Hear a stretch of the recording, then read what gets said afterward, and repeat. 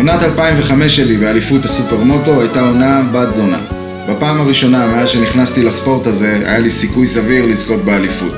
למעשה, כל מה שנשאר לעשות בכדי לקחת את גביע האליפות הביתה היה לסיים על הגלגלים את שני המרוצים הנותרים.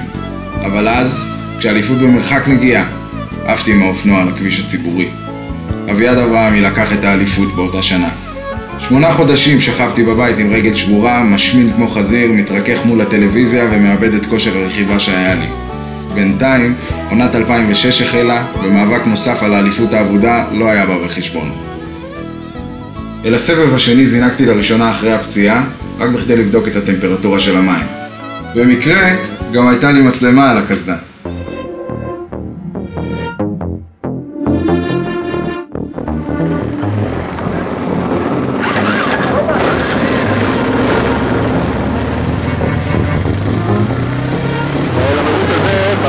אני מזנק במקום 11 על הגרוץ, זה לדעתי לפני האחרון.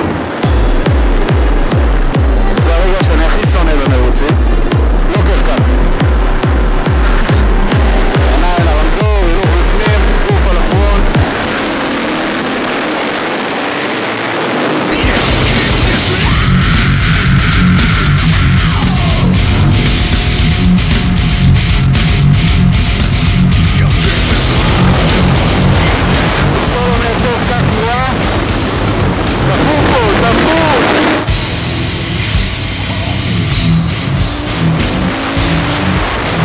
הרוכב שמשתולל מולנו, אגב, קוראים דני אנגלברג.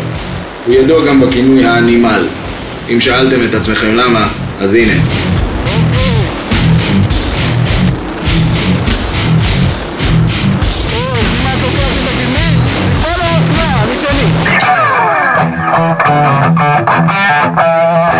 כאן נגמר החלק הקל של המרוץ ושל היום כולו. את מי שיכולתי לעקוף עקפתי, ועכשיו, עם דופק בשמיים וידיים לא מתפקדות מרוב עייפות, התחילו לצמצם עליי מאחור. מישהו נשק לי בעורף, פשוט לחסום לו בנשמה ולא להתעורר. זה פישמן מנצח במרוץ הקודם. אני כבר ממש מסתכל, אבל ממש מסתכל. הנה דגל השחמט, תכף נראה, טל שדור מחזיק אותו.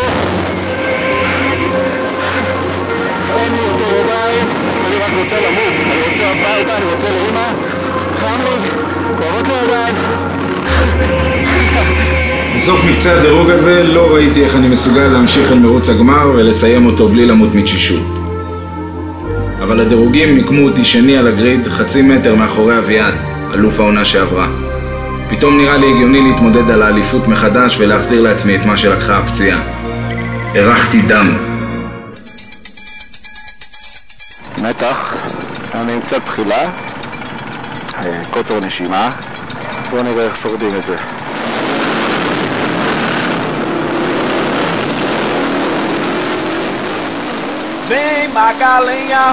מהרגע שהבנתי שאני מוביל את מרוץ הגמר, משהו קרה. הסיכוי לניצחון אחרי הפציעה המייאשת הזאת גרם לי לשכוח מהעייפות שעד אותו הרגע שהתקרתי. זו הייתה טיסה שלווה. אבל אז, 3 הקפות לפני הסיום, הגעתי על הסיוט של מוביל מרוץ שמן ועייף. בקמרקר.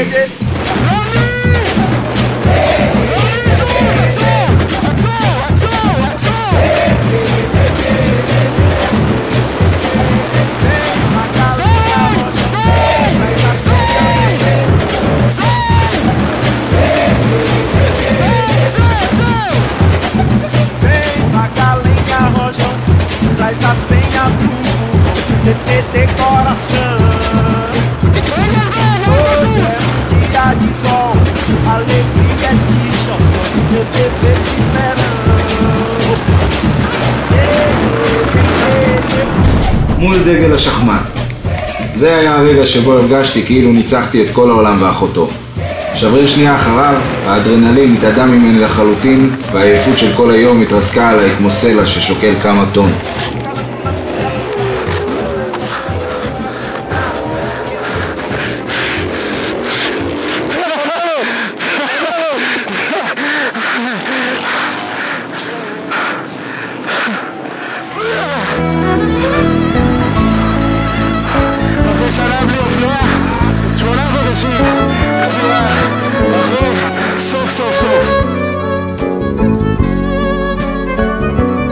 אחרי הניצחון הזה, לא מצאתי את הכוחות להמשיך ולהתמודד על האליפות.